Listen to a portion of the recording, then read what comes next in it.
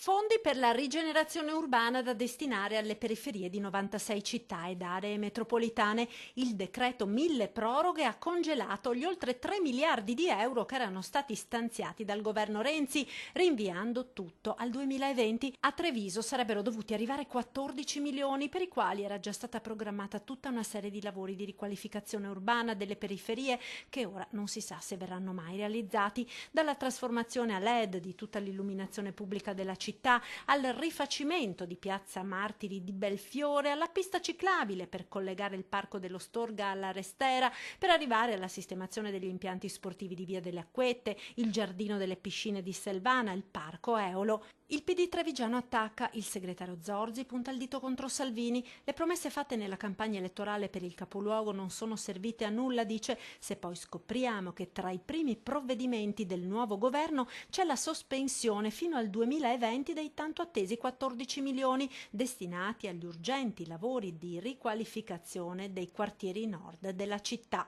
Rincara alla dose il capogruppo del PD in Consiglio Comunale Stefano Pelloni, che si rivolge direttamente al primo cittadino di Treviso. Ora il sindaco Conte scelga, dice Pelloni, i cittadini di Treviso o la sua tessera di partito. Lo invito a lavorare insieme agli altri sindaci dei capoluoghi veneti e al governatore Zaia, conclude Pelloni, affinché alla fine prevalga il buon senso e siano sbloccate queste risorse per le periferie.